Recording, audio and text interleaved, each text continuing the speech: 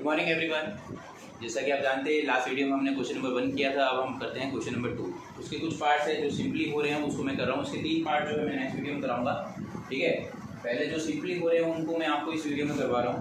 उसके जो question number 5, 7 और 8 ये क्वेश्चन मैं नेक्स्ट वीडियो में कराऊँगा। फिलहाल इसको ध्यान से देखिए। इसके अंदर आपकी थर्ड आइडेंटिटी यूज़ करेगी। जैसे कि आप देख सकते हैं 2 परफेक्ट स्क्वायर नंबर नजर आ रहे हैं और बीच में माइनस का साइन है, तो ये सीधी पहचान है कि हम कौन सी आइडेंटिटी लगाने वाले हैं, ठीक है। तो इसको कैसे करेंगे, सबसे पहले देखिए 4 एक परफेक्ट स्क्वायर नंबर है तो उसको हम पी का होल स्क्वायर लिख सकते हैं। और ये 9 है, सॉरी ये 4 भी है तो इसको 2p का होल स्क्वायर लिख सकते हैं। इसको हम 3q का होल स्क्वायर लिख सकते हैं, सीधा हमें पता है। अब ये आइडेंटिटी बन गई, आपको पता है a square minus b square क्या था, एक बार प्लस में लिख देते हो माइनस में लिख दो। कितनी सिंपल आइडेंटिटी है, एकदम सिंपल आइडेंटिटी। इसके अंदर रखती, अब आपने इसको एक बार प्लस में लिखना है एक बार माइनस में लिखना है, तो 2p + 3q 2p - 3q ये हो गया आपका आंसर। इतना आसान है, देखो मजा आता है कितना क्वेश्चन करने में, ये सबसे ज्यादा आसान आइडेंटिटी है।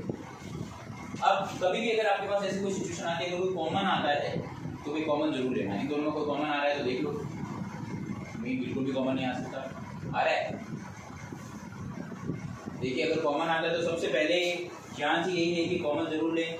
कोई भी चीज़ अगर कॉमन आती है जरूर लें। कौन सी कॉमन ऐसी टेबल है जिसमें दोनों आते होंगे, तो मैंने 7 की टेबल में, हाँ 7 की टेबल में जा सकता है। देखो तो 7 की टेबल में अगर देखो इसको मैं कहता हूँ, इसको ऐसे लिख सकते हैं 63 को 7 9 लिख सकते हैं। और ये 7 की टेबल में अगर करूँ तो कितनी बार जाएगा,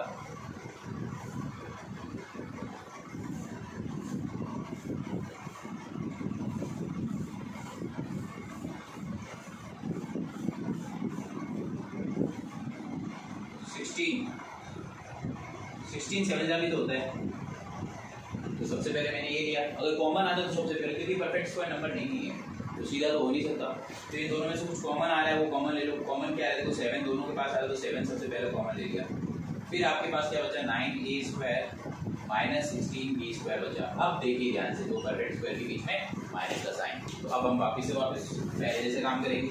क्या करेंगे, 7 पड़ा है, इसको मैं क्या लिखता हूँ 3a का होल स्क्वायर, इसको मैं क्या लिखता हूँ 4b का होल स्क्वायर। आइडेंटिटी आपको पता है, एक बार प्लस में लिखना है और एक बार किसमें लिखना है, माइनस में लिखना है। तो आप एक बार इसको प्लस में लिख दो, एक बार माइनस में लिख दो, तो ये आंसर क्या रहेगा 3a + 4b 3a - 4b।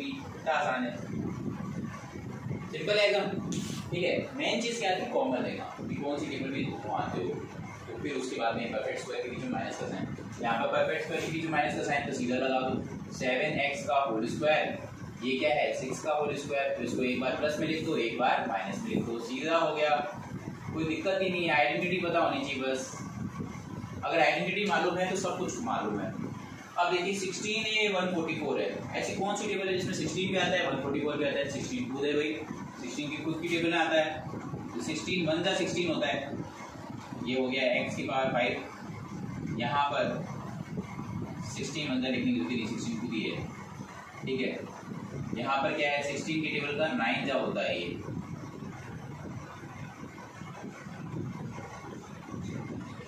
अब इन दोनों में से कॉमन क्या आ रहा है, सबसे पहले देखो 16 खुद कॉमन आ रहा है। फिर यहाँ पर x की पावर 5 है, यहाँ पर x की पावर 3 है, तो x की पावर 5 है x की पावर 3, तो x की पावर 3 को ही कॉमन ले लेते हैं बाहर। अगर मैं x की पावर 3 कॉमन ले लेता हूँ तो इसका मतलब क्या होता है, देखो 16 है ये तो सीधा कैंसिल हो गया, तो ये हो गया 1, तो 3x कॉमन चले गए तो बचे क्या x की पावर 2 बचा ना। तो यहाँ पर क्या बचा x की पावर 2, साइन किसका है माइनस का। 16 कॉमन हो चुका है, x को कौन हो चुका है, बचा कौन केवल 9, तो 9 लिख दो आप यहाँ पर। तो ये 16x³ तो है ही, इसको मैं क्या लिख सकता हूँ x का होल स्क्वायर और इसको मैं क्या लिख सकता हूँ 3 का होल स्क्वायर। अब वापस से आइडेंटिटी बन गई, इसको एक बार प्लस में लिख लो और एक बार माइनस में। इसमें ये स्टेप इंपॉर्टेंट है, ध्यान से कर लेना, ये अच्छा क्वेश्चन है। तो 16x³ हो गया, इसको एक बार प्लस में लिख दो और एक बार माइनस में लिख दो। तो इस तरह से सोचो, आप आराम से सोचोगे, बहुत आसानी से सोच सकते हैं। इसी तरह से आपके पास नेक्स्ट है, इन दोनों में अगर कोई कॉमन आ रहा है तो कॉमन लो, नहीं आ रहा तो आप क्या लिखोगे 9 किसका होता है 3 का, x स्क्वायर किसका हो सकता है x का, फिर y का, इसका पूरे का होल स्क्वायर करके देखो वापस यही बन रहा है कि नहीं बन रहा। 3xy × 3xy क्या हुआ 3 3 9, x × x x square, y × y y square, बिल्कुल बन रहा है, बिल्कुल सही तरीके से लिखा है हमने। 16 को हम क्या लिख सकते हैं 4 का स्क्वायर लिख सकते हैं। वापस से वही एक बार प्लस में लिखो एक बार माइनस में लिखो, क्योंकि आइडेंटिटी हमें मालूम है क्या होती है a² - b² क्या होता है a + b और ए माइनस बी होता है। बिल्कुल परफेक्टली कर सकते हो आप। ये हो गया, तो इसको आप आंसर में लिखोगे तो क्या लिखोगे 3xy plus 4 minus 4, this will be your answer.